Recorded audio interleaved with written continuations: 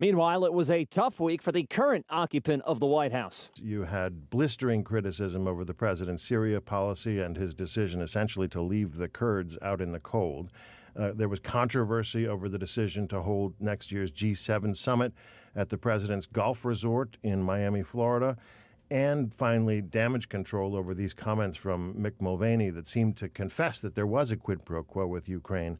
The White House now is regrouping, hoping that next week might be a little bit better. It's ABC's David Wright at the White House, and the clock continues to tick on the U.S.-brokered 5-day ceasefire along the Syrian-Turkish border.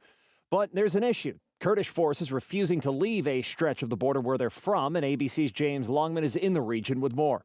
The US-Turkey brokered deal orders the Kurdish forces to pull out of their positions by Tuesday. Saatlik sürenin sona erdiği. The Turkish president warning, if not, they'll face a new and more determined offensive. But the Kurds, longtime allies of the US, say they won't surrender their land, calling it ethnic cleansing.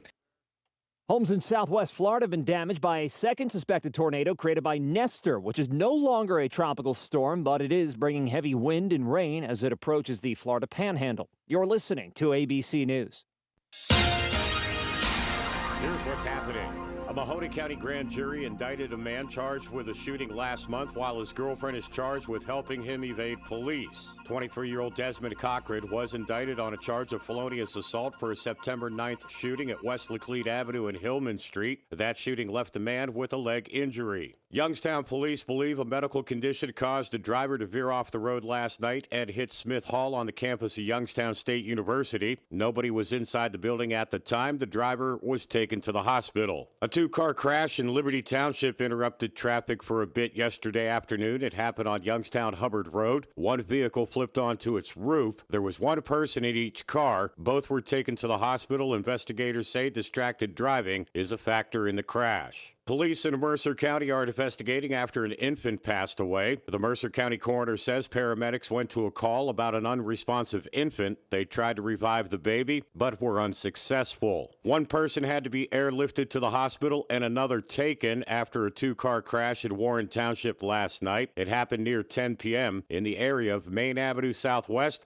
and Burnett East Road. One of the major Operation Big Oak defendants, 34-year-old Antonio C. Fleming of Cleveland, was sentenced to serve a decade in prison yesterday in common pleas court. Officials say Fleming was responsible for a little over 1,200 drug deals that took place in Columbiana County. The initial pieces of equipment will go in soon as construction on Youngstown's chill can plant continues. People were working at the plant on the lower end of Oak Street yesterday. Owner Mitchell Joseph says cans could start being made early next year. He says $500,000 of work is being done in Building 1. From the Power Chevrolet Buick GMC of Calcutta, Ohio newsroom, I'm Dave Price.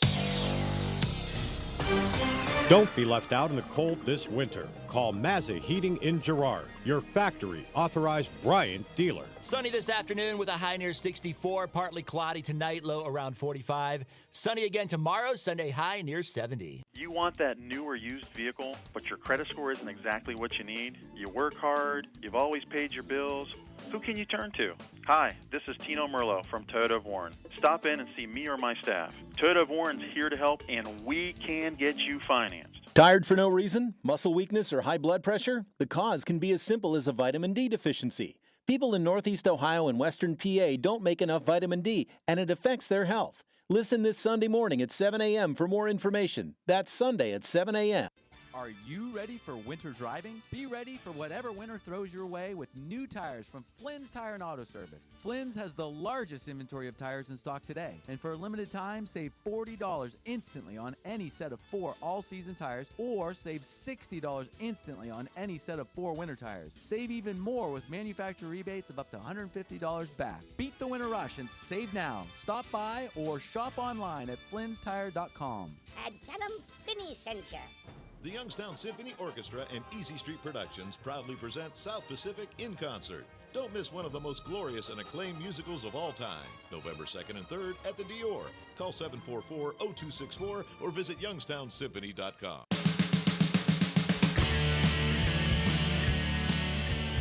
All right, welcome everybody. This is the Youngstown Computer Show. Loving my new intro music, little flagpole set and matches more my personality here. I'm loving it. 330-729-9977. This is the show where we can talk about things that are happening in the technology world. We have a little bit of an abbreviated show today. We have some football coming in later on the program today, but we've got you for an hour. We can talk about things that are happening, answer questions, make comments. I'm gearing up to sort of do a bunch of editorializing. I have a show coming up filling in for Ron Verb on Monday, so I'm kind of getting practiced up to talk about things that are that you all care about in your world.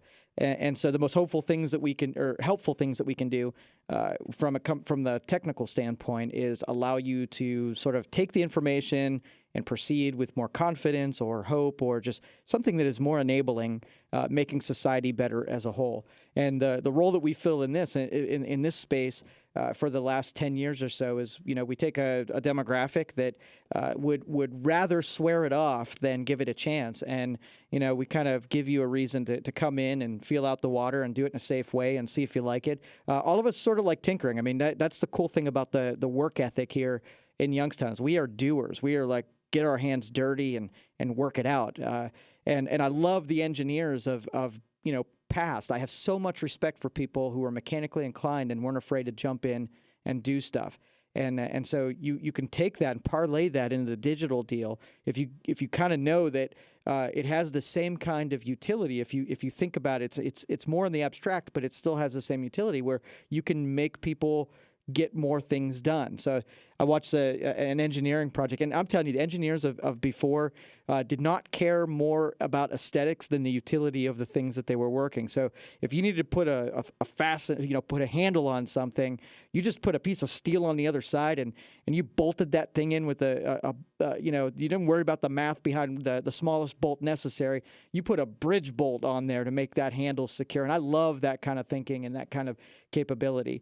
But anyway, on the computer show, we can talk about anything that's happening on tech. Somebody sent me an article this morning or posted on social media about a solar panel island that's floating in the middle of the ocean. And this kind of stuff intrigues me. And because I've done all of the testing with capturing renewable energy sources, whether it be kinetic energy, thermal energy, solar energy, all of that stuff. Went through all the testing, did all of the math, find out what the practical uses for it, and did a phenomenal amount of learning through those couple years that we did it. So this, I'll explain. So they're going to create this big island.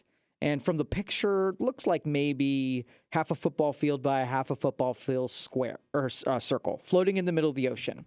And so while it's exposed to the sun, it's collecting all of those all that solar energy, converting it down to electrical energy. Now, in this little island, it's also doing some stuff with the seawater where it's converting some of the, I believe that's part of the carbon dioxide in the seawater, and it's creating methanol. So it's creating a fuel while it's sitting in the ocean. And while I'm most fascinated with this kind of stuff, because we went through these, early on when we were getting started, we were thinking, okay, well, let's just first try to harness what we're already creating. So, when we do pretty much anything, we're taking in something and we're exhausting something else. Well, in that exhaust, like I'll give you for example, so you take fuel for your car and you put gas in your tank, and the engine then creates movement. And then so we've used aerodynamics to be able to create the least amount of drag possible so that we could use as efficiently as we possibly can that fuel. And then so, in that engine, you're creating heat. How then are we taking the heat energy and then converting it to some kind of use? Well, in some cases, we're using it to then heat the car, right? So we don't have to create additional fuel to create heat. We're using the heat that's already being generated from the engine to blow in through the cabin and use it for heat energy. So that's another efficiency that's made out of the fuel that's already being burned. So what we kind of learn from it is that we are really efficient. I mean, even though most of the, we call out most of our inefficiencies with these fuel consumptions, we're still really good. There wouldn't be much. Like if I took a wind turbine and throw it on the outside of your car to even capture some of the wind that was flowing over the car, we'd create more drag, which would then create more use of fuel. So we're already pretty efficient. Now, what we need to do next is we need to take some of the higher offending consumption in our lives, like our refrigerator and our furnace and our air conditioning, and really these high utilized appliances, and sort of lower the consumption rate on some of these appliances, because then solar makes a little bit more sense when we're not consuming quite as much. And the reason we're not innovating down on those very aggressively right now is because fuel is so cheap. It's not going to be innovated down to using less until energy is really expensive. Because, I mean, you can go through the trials. I mean, I think I calculated a couple of the, the biggest offenders on the list, and, your refrigerator is probably, your highest consumption. The average is about 780 watts is what your refrigerator freezer take up. Now, it pretty much runs all the time. So it, in this case, it uses like 1,266 kilowatt hours over the lifetime. So if you wanted to start saving electricity, because remember, those solar panels that you put on your house, they're about 150 watts per square, right? So if you fill your whole rooftop, you might, go for after like the 10,000 kilowatt. If you just took every surface area roof or whatever, it would be a lot to be able to get to 10,000 kilowatts. But then you have to store those kilowatt hours, and I'm telling you that your refrigerator will burn through a lot of that stuff. So you can't you're not doing solar necessarily to be off the grid where you don't have a dependency on power. You're just kind of cutting in what's required from you're buying from the electric company. And again, because cost of electricity is so cheap here in Ohio, you're saving yourself maybe during daytime hours. You're running completely off the power that you grab from solar. You saved yourself a whole $1.28, right? And so when you look at the cost of the setup, you got $20,000 worth of power equipment sitting on your roof, which will take you every bit of 20 years to pay for it based on the efficiency. And that's why, or the cost savings for what you're not buying from the electrical grid. So, and that's by today's standards. If you're able to increase the efficiency on the solar panels, and you're able to, so basically your 150 watt, your surface area here, that's only 150 watts. Maybe we make that smaller so we can have the same surface area, maybe do double or triple the amount of output of electricity.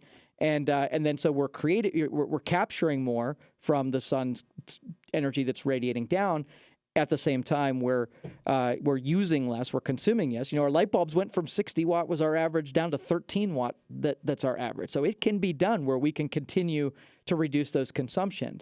But again, it won't really happen in everyday households until there's a reason to it. All of our previous generation, we looked at the thermostat and kept the thermostat as low as possible. We turned it off when we weren't using it. And lights, same thing. Lights were turned off. Now, fortunately, smart technology are making some of these decisions for us, so that your thermostat now, I believe the Nest, has the ability to sense activity where your thermostat is and be able to lower your thermostat when you're not there. It senses activity, and increase it again when you're not. So really, you never really notice because you're asleep. The house gets a little bit colder, and you're awake. The house warms back up. You go away from work, and there's nobody sensed for a while, and the thermostat can go down even further. So those little incremental changes over the lifetime, over the course of a year, really do make an impact. Same thing with smart lights. When you have lights like the Hue light bulbs or not the Philips light bulb, but a couple of GE makes a couple of them. They connect via your Wi-Fi, and so you can have a piece of software control the lights turning on and off. So in my house, I have a couple of these motion sensors. And so when I walk into a room, it turns the lights off and on, and when I turn them off or walk out, they're allowed to go into the turn off stage. And so that really does over the course of a year. It might, cost savings wise in the short term, maybe a couple hours, kilowatt hours a year. So 7, 8, 9 cents worth of electricity that I save myself. So it's not a whole lot, but when you do all of these things collectively, you can say you can pay for this, and that's the big focus. It's not for the sake of doing it. It's so that the technology can innovate. When people get on that bandwagon and get excited over saving electricity, then the innovators that put these products out can also create more innovative and more sophisticated products. And that's the part I want to see. Our solar panels are probably about 2 decades behind where they should be. So we produced these solar panels, and then we had Mr. China across the sea produce the solar panels, and they killed the margin. They destroyed innovation in it and got put on hold, and you didn't hear anything about it because they just decimated it. So we're about a decade and a half, probably a decade and a half behind innovation, but there are really smart people working on it now because it's become the focus. So whether or not how you feel about global warming, how you feel about pollution, the politics aside, if as long as people are upset about something, they're willing to put their energy into developing a technology that attempts to solve a problem. And I'm all for that. So go ahead and get pissed off about pollution all you want. That just means that there's going to be some research money that's going to get sent to a college that's going to allow a laboratory to spring to life, and technology that's going to surround those people. And as long as it doesn't turn into some kind of political outlet, as long as the technology and the science behind it is able to win, then consumers end up winning. Because we got to have these sort of practical solutions if it lines up with, who wants a refrigerator that doesn't keep their stuff cool, but it only uses 100 watt of electricity. I mean, that would be garbage. That would be 100% political, and there would be a couple people would do it just for the sake of doing it, but nobody else would. So, but the technology needs to evolve so that we don't have to constantly make these special considerations to accommodate the technology. Should be the other way around. Much like we do with early technology on cars. If having an electric car sucks, only a couple people are going to do it, and then when regular people buy it, they're going to be like, "This sucks. I'm not going to do this for more than a day," and then it's going to die on the vine. It needs to authentically have a place in the marketplace. And so, people, pat me on the back for having an electric vehicle. I didn't do it for any other reason other than it's what's going to happen next. And innovate. If people don't buy into it, there's not going to be any innovation. So I'm an activist in one way. It's not because, it's not really what you think. I'm not really on a team. I'm on a, whatever wins. I'm supporting the momentum. I want to push this stuff forward. And so when somebody sent me this article where they're working on, solar panels that float in the middle of the ocean, I'm all for it. I mean, if you want to ask me or you want to ask anybody in the deal, the biggest part of solar is, okay, you go in the middle of Arizona and it has a ton, you can set up solar panels all over. Then what do you do with the power? Do you put it back into the grid? Do you store it in batteries? What's the most efficient way of then taking what you can? Because it gets dark at night and there is no power, so you can't do it, you still have to depend on it even after the sun goes away. And it would be kind of sinful to say, screw power generation from non-solar sources, and everybody just has no power in the evenings. That would be kind of silly. And that's what I hope doesn't happen, where it goes political and stays political. Just have it win because it makes sense and the technology is awesome. But here's the ones that I get excited about. And so you have solar panels that face the sun. That makes sense. So sun comes down, you create electricity, and you do something, put it in the grid or whatnot. You also have thermal, where as the sun's beating down on these solar panels, you also have heat energy that really solar panels are not doing anything with. In fact, solar panels don't work as well when they heat up. They're not able to have the same kind of reaction at higher temperatures. Now, what we experienced, we had these things called Peltier devices. And what they are is they're a bit of ceramic that have electrodes buried in the ceramic. If you create a temperature differential between the top side of the ceramic and the bottom side of the ceramic, so think of it like a little ceramic square. If you applied heat to the bottom of it and there would be cool on the top of it, it would create a current on the two sides of the electrodes. So if you had the top-facing side of the sun and you created all of the aluminum parts that are holding the photovoltaics in the solar panel, if you put Peltier devices around there, you could create maybe 5 or 6 watts per square inch on the Peltier devices. So we could take advantage of some of the thermal, and maybe because it's ceramic, it's really thermally conductive, and maybe it would drain some of that heat energy from the actual solar panel and drain the heat energy, and then the solar panel would even be more efficient because it wouldn't be contending with the high heat, which it doesn't like. So we have solar, we have thermal, we can find a way of doing something with. And I actually tried to heat my swimming pool using a thermal loop. So I took a bunch of black rubber hose, and I coiled it in my driveway. And I took my solar panels charged the battery, and then the battery actually ran a submersible pump. And the submersible pump would pump water through this thermal loop. So the water would travel in this thermal loop going around and around and around, and it would heat up. And then it would dump back into the pool at a temperature higher than when it exited the pool. And so I did all the calculations to see if I was gaining or losing anything by running the thermal pump, and it actually worked really well. So we'll talk more about this energy stuff when we come back, because again, this is my wheelhouse here. 330-729-9977, 333-1570. You're listening to the Youngstown Computer Show on 570 WKBN. I'll be back. So, what's on your mind? Well, here's what's on my mind. We'd like to know. They've lost their mind. Because a mind is a terrible thing to waste. Use it well. Has everybody lost their absolute mind? Right here on 570 WKBN. From iHeartRadio, #1 for podcasts, Murder in Oregon. He was a public official who discovered corruption in his own department. He was stabbed in the heart in front of the building where he worked. Michael Frankie's killers were never brought to justice, and you'll find out why. This season of Murder in Oregon.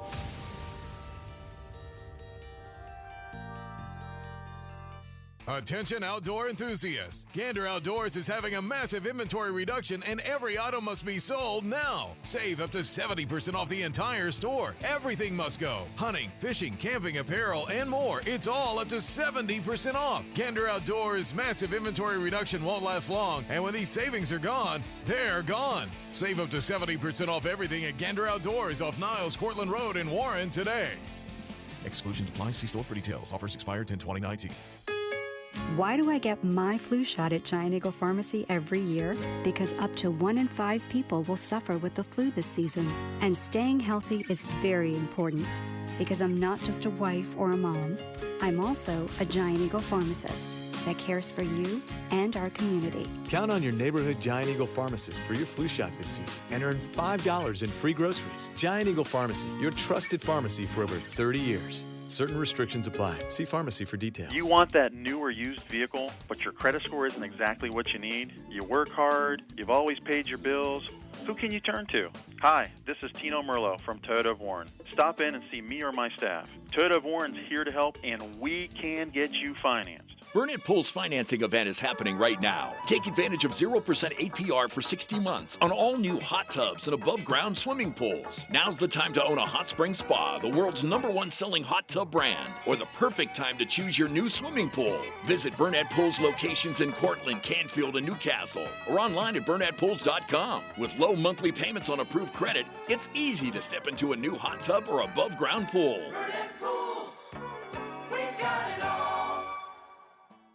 Homeowners love their Pella windows and doors, and we love how happy we made Marianne from Lakewood.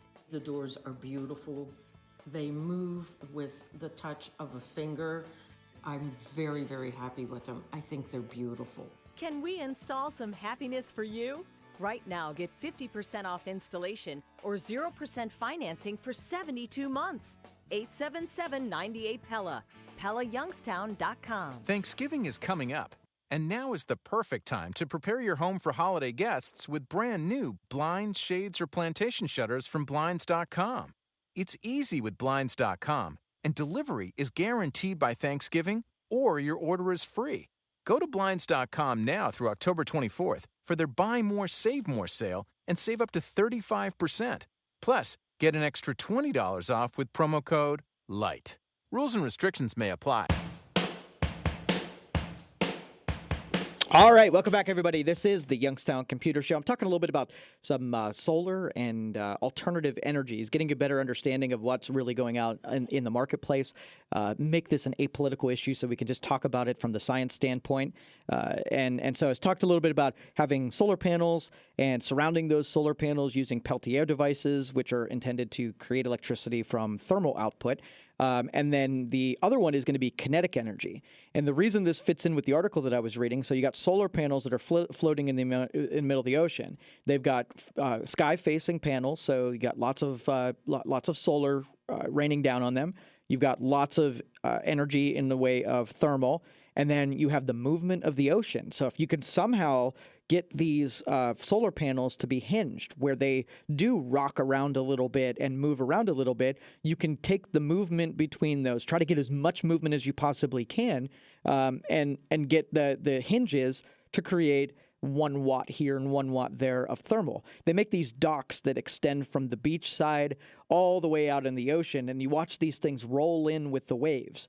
And those docks are basically conducting electricity using the kinetic energy as it moves in the shore. So we've got 3 so far, and we've got we've got the solar, we've got the thermal, we've got the kinetic, and the last one would be the wind. And if you've lived by a lake or an ocean, no trees around to break air from moving around, so you do have a considerable amount of wind on the ocean, unobstructed wind. So if you can get some kind of turbines and you couple that with the other 4, you got kinetic, you got solar, you've got, and then you take that a step further and figure out a way to do something with the salt water, having some kind of hydrogen fuel cell or something like that. And I'm spitballing here because I don't even know if this is part of this design, but you can see that we're, the same answer happens to all of these questions. So we have the capability of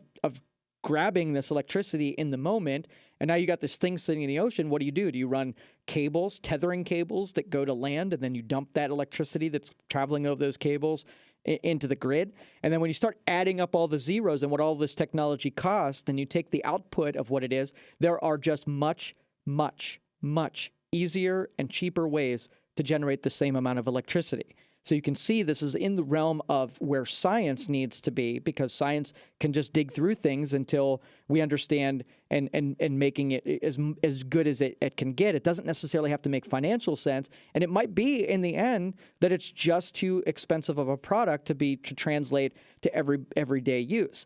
But I'll tell you that I know there would be people in our society that would do this on their own dime if they had access to that technology, that they can float something on the ocean and go off of the grid, just like people, go buy generators, a diesel generator or a regular, gas fuel generator. It doesn't make financial sense. It's not cheaper. It's meant for a protective state where, the regular grid can't provide you. The storm comes through or a natural disaster, and you've got your trusty generator. So maybe that's the most practical use of this, is that replacing generators with your own, solar, wind, kinetic, thermal type of power, and it makes a lot of sense. But I don't know that the tie-in with the ethanol creation, that's new to me. I didn't even know that was possible, that you can take seawater and make ethanol out of it.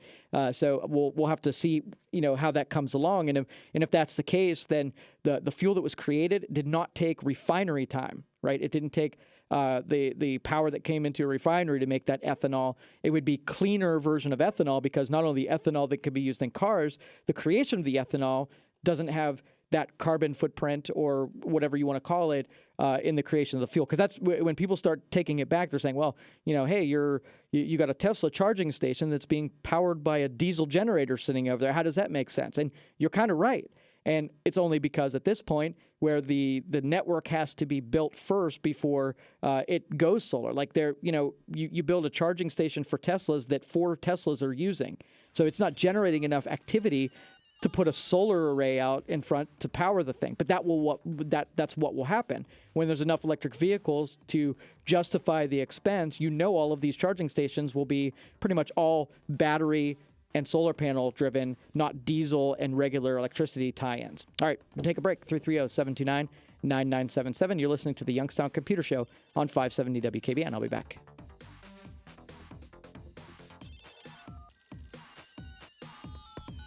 calling all military and first responders. Don Brady here, and Montrose Cadillac and Montrose Nissan of Hermitage has a special offer exclusively for you.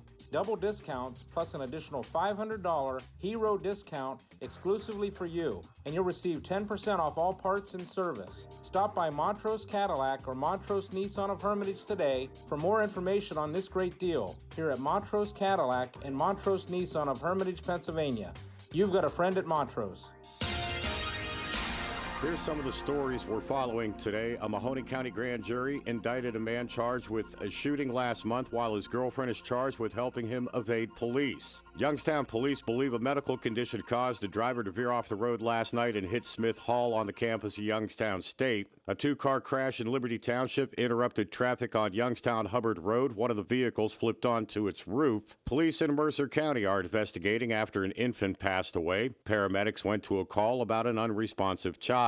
One person had to be airlifted to the hospital and another taken after a two-car crash in Warren Township last night. One of the major Operation Big Oak defendants, 34-year-old Antonio C. Fleming of Cleveland, was sentenced in Columbiana County. And the initial pieces of equipment will go in soon as construction on Youngstown's Chilcan plant continues. From the Power Chevrolet Buick GMC of Calcutta, Ohio newsroom, I'm Dave Price. Our next update at 2. From the O'Charlie's Digital Studios. $9.99 menu, 9 great meals, 1 great price. O'Charlie's.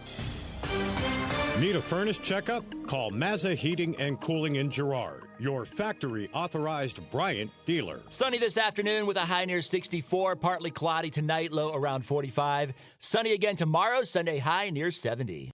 At Land Pro, we're pros at finding your perfect fit.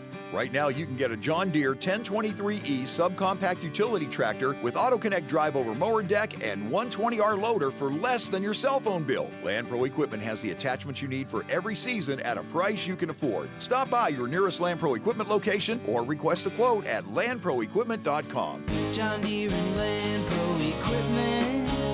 The pros helping you work your way. Do you have 3 ex-wives and your current trophy wife wants a life insurance policy 3 times the size of the policies you had to purchase for your previous mistakes? If so, you need to call Big Lou at Term Provider, 800-276-1640. Big Lou is intimately familiar with your problems, and if you're 50 or 60 years old and in reasonably good health, a $1 million policy should only cost about $100 to $200 per month.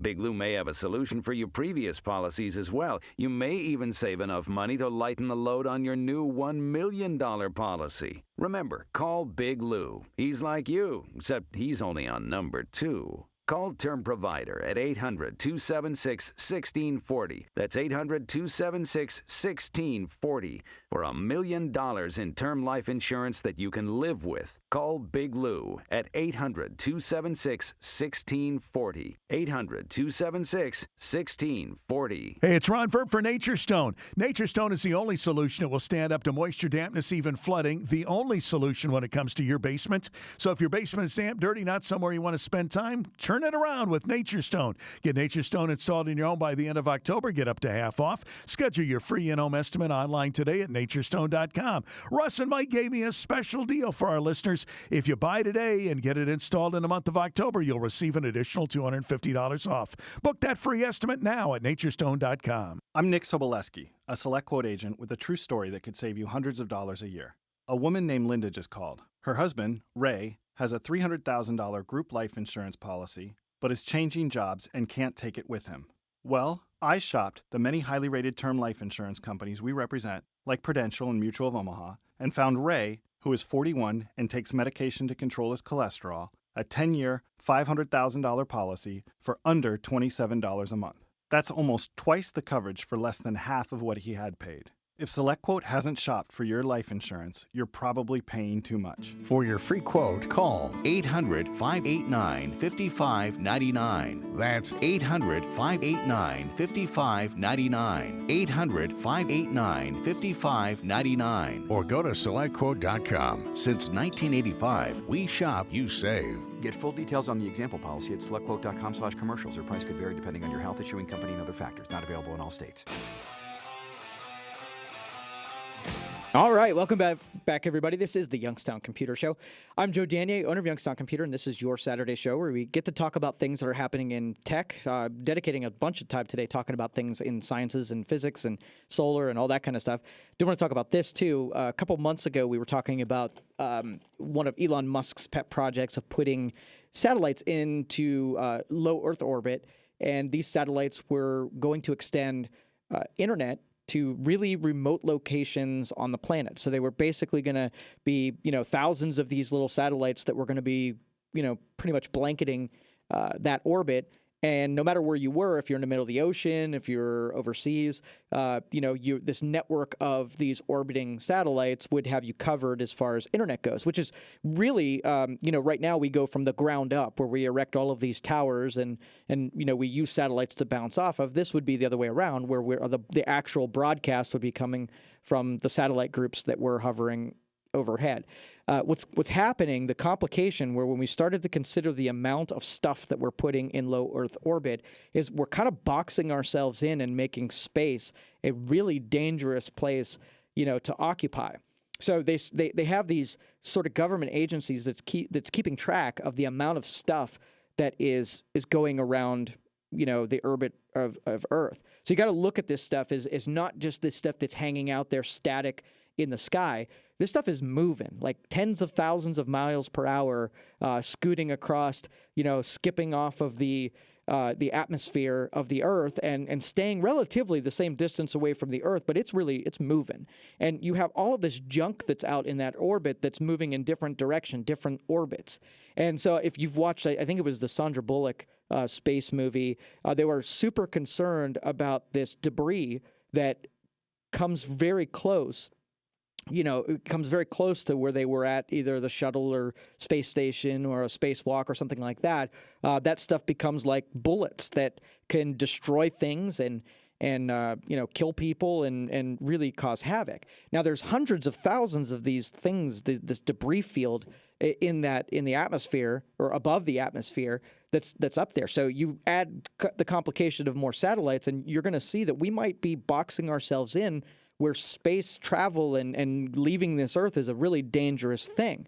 And what's funny about that is, when you're doing space travel and you're just letting rocket boosters or bad satellites or things just be in that orbit, there's no good way to clean up your mess after that it's just up there. And again, it just gets so plentiful that people start looking around and you really can't do anything of substance because it's such a dangerous minefield of debris. And so, part of the considerations in science now is that there's going to have to be somebody responsible for going up there and capturing or destroying or something. And the problem is that if you shoot missiles up there and blow stuff up, you don't really get rid of the stuff. You just make smaller versions of it that are harder to evade. Like these satellites that go up into the orbit, they have these little engines that can steer them a couple meters in any direction to avoid hitting other objects. So they have the sensors to be able to avoid other things. But I'm sure that they don't work well when you've got smaller and smaller things that they're avoiding. So you can't really blow the stuff up. So it's not like we can just shoot missiles at it. We can do lasers and we can melt them or blow them up that way. But again, still, you're just making smaller versions of these projectiles. So if we consider this and this debris, and what's funny about that is no matter what we do, I mean, you can have a bunch of hippies complaining about pollution, show up and have a music festival, and then they show what the field looks like at the music festival, and it's polluted with just garbage, right? So in our wake, just humans existing, for some reason, we create sort of devastation behind us because we don't notice what we're doing until it's done, and then we feel all of this guilt for having made our environment so bad that we just kind of go elsewhere and we leave the devastation behind. It's like our calling card.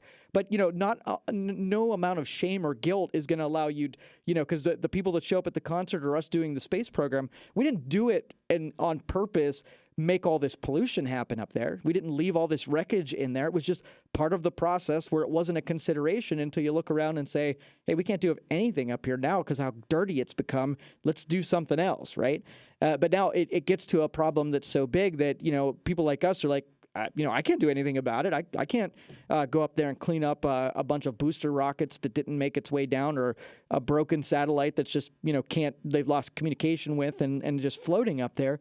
But it again, that's the kind of stuff that thwarts our engagement with other planets, where going to Mars or visiting the moon. If we went to Mars, what are the chances that we're just going to go there and create the same kind of polluting devastation in our wake? So it's going to be great if we achieve it, but how much damage are we going to do it in the process? And so again, I'm not going to make this a political thing, but it seems like there's enough smart people in this that I think that they can figure this out as we go, instead of always being from a reactive standpoint, saying, oh, gee, I didn't know that, we have 5 things up there. I didn't know if we waited 10 years, there would be 5,000 things up in Earth orbit. But anyway, thought I'd mention that because in the coming years, people ask me all the time, hey, my kid's coming out of college. What do you think's going to come next on the horizon? What technologies? Well, I openly share on this program where the sciences are taking us. So the new frontiers of where science, the questions that are going to be asked, and the technologies that are going to be required, this is sort of like the big things that are going to happen next. Space travel, yes, it's going to be a thing. Artificial intelligence, yes, it's going to be a thing. Harvesting resources from meteorites and other planets. Yes, that's going to be a thing. Communication is going to be overhauled, and we're going to have interplanetary communication rather than just here on planet Earth. So all of these things, like I said, if you want to start dabbling in this kind of stuff, that's what's on the horizon. That's what the big thinkers are going to be working on in the next generation and the next millennium, I'm sure. As I promised last week, not to switch gears too much, but the iPhone 11, I did purchase this thing, and I said that I would give a more solid review. I skipped a couple of versions. I had the 7, I skipped the 8, the 10 maybe. I don't even know if there was a 10. I know they skipped the 9, but anyway, I'm going to give it pretty much before the 7, I've owned just about every version. And there was a big change between the 4 and the 5, and then the 6 was okay, not much change, and then the 7 was okay, not much change. I'm going to say it was a pretty big leap from the 7 to what I have now. And the thing is, I don't know if it's because I skipped those generations where it would have been more minute chances, but I'm telling you, the battery life is exceptional. The camera's exceptional.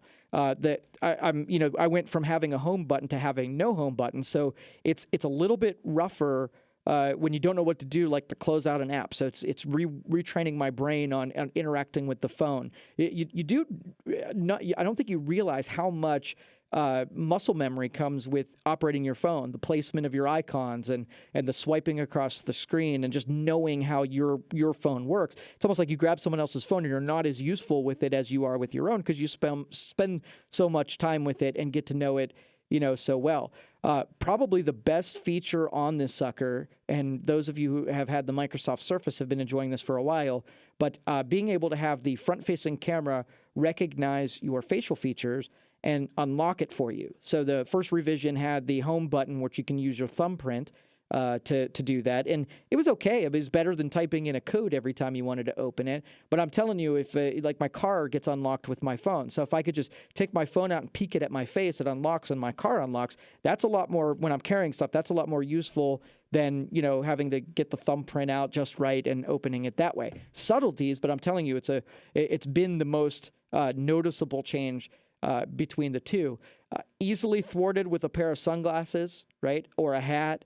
Doesn't map the face well enough. I'm sure that if you have too much deviation, it doesn't have enough to go on, and you can't open. So I have to take my glasses off sometimes to open my phone. And I'm telling you, sometimes that's much harder than your thumbprint on the phone. So not quite as useful yet with that, but it's coming. Biometrics, I'm telling you that between voice, thumbprint, and facial recognition, analog inputs are probably going to go away pretty fast. Passwords are probably going to go away pretty fast. Two-factor authentication, probably going to go away pretty fast. We were all assuming that we were going to chip us, where we're going to have some RFID chip that would basically broadcast who we were. And I think through artificial intelligence, they're going to map different features that are hard to replicate to be able to identify you as a human being, as a person. So your code isn't going to prove that it's you. You are actually going to prove that it's you. Not sure how it's going to come down the pike, but I think it's going to be a hybrid between everything they're doing right now. If you see that, your eye, if you hold your camera up to your eye, if you can get an eye profile, like, I don't know if you can get close enough, but that's capable. Your thumbprint, your facial features, your voice recognition. I mean, how easy is it to fake your voice and your eyeballs and your facial features, right? That would be pretty difficult. So if you used all three, like if you picked up your phone, put it close enough to your eye and said, "Hi, my name is Joe," and it opened your phone, that would be something that would impress the crap out of me when it's not hinged on a single input, but multiple inputs. Because I would trust that a whole lot more than just being, my face versus my thumb versus my input, my analog code. And then that leads us into passwords for things. That leads us into credit card numbers of things. You might not necessarily have to have so many different identifiers that leads back to you. Your credit cards, rather than you get a physical card with a 16-digit number, all it does is gets bound to your account, which you as the individual. Now, you don't have an RFID chip placed in you, but your accounts are basically coupled to your identifier. So maybe when they scan your face, a number comes up. So your facial features equal this frequency, and your voice equals this frequency, and your thumbprint equals this frequency. So they bind your credit cards to those three frequencies, and you can use a combination of those three to use your credit card. You can't use one of them. You have to have all three of them. So I see them trying out that technology, doing simple things like opening your phone, but it can lead to opening the door lock on your house. It could, no signatures. You make electronic requests with your voice, eyeballs, and facial features, stuff like that. So once they limit it down so that the tolerances of how well it identifies you. I sat in front of a Microsoft Surface laptop one time, and I got in front of the camera, and it identified me as the original user and unlocked the computer. That's too low of a tolerance that he and I had close enough facial features that it unlocked me and I wasn't him. That scares the crud out of me. It should be a little bit more sophisticated. But you can see once they start accommodating glasses and maybe a different hairdo that day and different level of scruffage on beard versus no beard, those tolerances go down, and it will accept more variances as those things go down. And then pretty much, it's easier to fake out, or it makes more mistakes. So that's where the technology has to get to, where it comes to an accuracy point where maybe the 0.0001, and then we're cool with that because the number of people that match your facial features or whatever, it's good enough to satisfy that it would be really hard to trick. And then we can trust it to our finances and our front door locks on our house and signing for a bank loan and stuff like that. That would be way more secure. But we're going to talk a little bit about the Bitcoin on Tuesday. I'm going on Dan's show. We're going to give a little segment on explaining how Bitcoin operates. And the reason that this is so important and how it relates is that the back end for Bitcoin is a technology called blockchain. And blockchain is just this uber secure, sophisticated sort of, infrastructure that you can put stuff in. And it's really hard to fake out. And so there's going to be a lot of processes that we use in our digital life that are going to have back end using blockchain because it's been proven out. It works extremely well. People don't waste their time trying to hack it because it would just require so much energy and time. It would not work out. So criminals end up going over after just weaker targets. It's not that it can't be broken, but it's just so hard. It makes it out of the realm of possibility for most criminals. And so that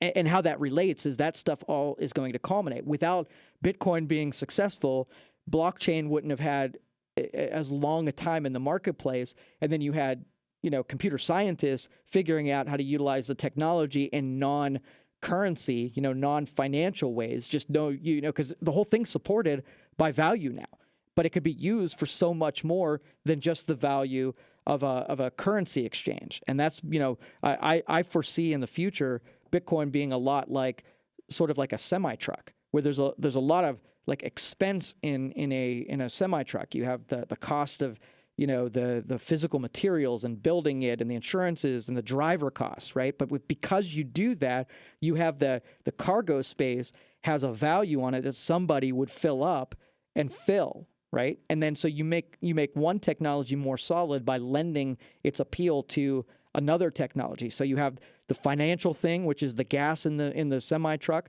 but the technology is a holding space that you could put other things that, like if I want something sophisticated where my frequency from my biometrics that go to my credit cards, I want that to be unhackable, right? I don't want anybody to be able to change that, because then they could just take frequencies and put it in, or take frequencies and put it out. I don't want that. So if you want to put frequencies that are unchangeable, you put it in blockchain, where you have to have thousands of people agree that changes are made in order for them to be made. And then the people who steal this stuff have to basically convince thousands of people or hack thousands of computers in order to accomplish the same things, and they just won't put up the effort. It's just not worth their while. They're so much easier targets than going after my frequency to get a credit card. Think if you put that expense out and you grab my credit card, now you get $100 to spend. I mean, you spent millions of dollars to hack in to get Joe's credit cards. I mean, come on, not worth the effort. All right, we're going to take a quick break here, and then we've got a couple minutes on the other side. If you want to text me, you can 333-1570, and we'll come back right after this break. This is the Youngstown Computer Show on 570 WKBN.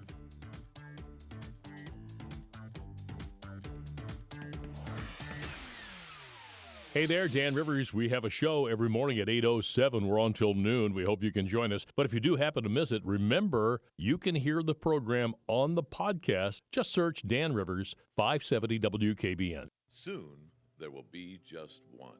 After the announced merger of yet another local bank, there will be only one bank with corporate headquarters in Mahoning County, Farmers National Bank. Named the #1 performing bank in Ohio in 2018, Farmers has two qualities every local economy needs in its locally headquartered bank: rock-solid financial strength and enduring loyalty to the community. Call Farmers and ask about our concierge switch. Farmers National Bank, member FDIC. You want that new or used vehicle, but your credit score isn't exactly what you need? You work hard, you've always paid your bills. Who can you turn to? Hi, this is Tino Merlo from Toyota of Warren. Stop in and see me or my staff. Toyota of Warren's here to help, and we can get you financed. Are you ready for flu season? Visit the pharmacists at your neighborhood Giant Eagle Pharmacy for your flu shot today. It's your best defense against the aches, chills, fever, and the worst symptoms flu season has to offer. Plus, with your flu shot at Giant Eagle, you'll earn $5 in free groceries.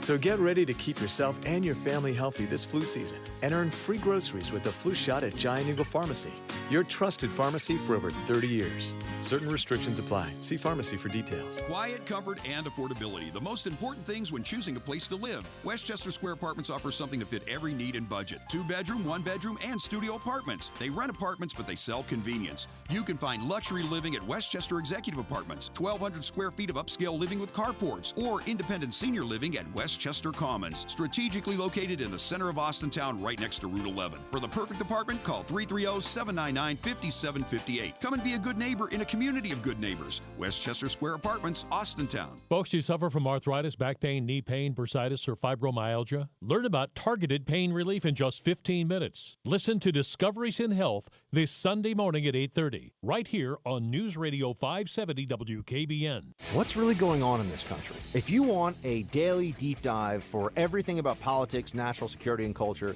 you need to subscribe and listen to the podcast of The Buck Sexton Show. Hey, it's Buck Sexton, and I'm a former CIA analyst who served overseas in war zones. I bring a pro-freedom, pro-constitution perspective to the day's events, and we have plenty of laughs about the absurdity of everything, too. iHeartRadio is #1 for podcasts, but don't take our word for it. Find the Buck Sexton Podcast on the iHeartRadio app or wherever you get your podcasts.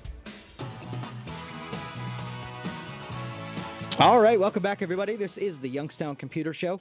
Just a little bragging here. We hit a milestone with Youngstown Computer as far as computer sales go. Last year we came on the air. We said we want to be a manufacturer of computers. Our guys are going to do the assembly. We're going to test these things out, and we're going to sell our own brand. We were so sick of selling, Dells and Asus and Acer and all the stuff on the marketplace. We're going to see if we can get people to buy computers local, where the labor hours are spent right here in Youngstown rather than sending that money. I mean, you're going to spend the money anyway. And I told everybody that was probably in the short term going to cost a little bit more to buy from a local source, which it always is the case. You are selling to or you're buying from a local source, and you guys did that in droves. We sold 100 computers. Now, the big guys probably sell 100 computers in a day, but this is huge for a year's worth of output. Having 100 computers go, and that computer money, that hardware money, staying right here in Youngstown. We shop here, we live here, we're local here. So all the paychecks that went out and for the building, that stayed right here in Youngstown. So I wanted to, commend all of you who made the choice to do that. And I know sometimes when things are rough, that it's harder to know that you're going to spend a little bit of more money on it. So that's why it's extra appreciation, because all of you guys willingly made that sort of, it was activist. You guys said that we want to keep skilled people here, and that's the way you do it. You vote that way with your purchasing, and you showed up big time. You've kept us super busy, and we've only got 3 months left in the year, and we've got another 50 computers on order that we have to fill between now and January. So you guys killed it. You guys really came through, and I appreciate it. That's $100,000. The computers are basically right under $1,000, and so 100 of them. That's $100,000 that did not trickle off and go to another community and didn't go to a big corporation. It stayed here with Youngstown Computer, and again, we put our brand out there. Our performance is better. Our reliability is better. We don't mess around where you're used to kind of dealing with the quality standards of the process of a big manufacturer. Like, we take care of our customers. So when our failure rate, we say we don't want a computer that we sell you to fail. And so we try hard to buy components and have processes that limit the failure rate down to like nothing, hopefully nothing. So the industry standard is like right under at the 5% level. So for every 100 they sell, 5 of them need to be, go down, and they give you another one. In those hundreds, how many do you think that we lost as far as went down for the count, had to be replaced? There was full system computers, we had 0. No motherboards, no complete replace. We had a 0% failure rate. Now, there were a couple motherboards that went down for the count before the computers were delivered, and we were able to swap them out before the end user took possession. But that's what we want to happen. If there's going to be a failure, I want it to happen on my bench before I sell it to you. I don't want it happening once it gets into your company or your, anything like that. Again, we've been able to achieve that because our bench people and the people who are slapping these together are supreme. They do an amazing job. And so for the next year, let's keep this rolling, and we're going to keep improving our facilities. I've never had this amount of equipment that's been put on the marketplace. It's been huge. Our equipment purchases were probably about $1,000 or $10,000 per month, and right now it's probably about 20, almost doubled. So our normal stuff plus these extra builds have just been amazing. And so I really appreciate everybody who's not only supported us, been patient with us, and really given us a shot at earning that hardware business. And again, we're going to keep going strong. We asked a couple weeks ago we were going to be hiring some more level 2 people or level 1 people, and we kept getting level 2 people. So I'm really happy to hire these really sophisticated people. Still keep sending us good candidates to work for Youngstown Computer. Send them to 330-729-99. I'm sorry, 330-259-7278. Go to youngstowncomputer.com, or you can email me, joe@youngstowncomputer. Get those resumes over to me, because I really want to get some more bench people so we can keep getting these computers churned out. All right, we'll see you guys on Monday. I'll be in for Ron Verb, and we'll also see you on Dan's show on Tuesday. Have a great week, everybody. This is the Youngstown Computer Show on 570 WKBN. Summer's coming to an end, and it's the perfect time to get replacement windows and doors from Pella to save on your energy bill.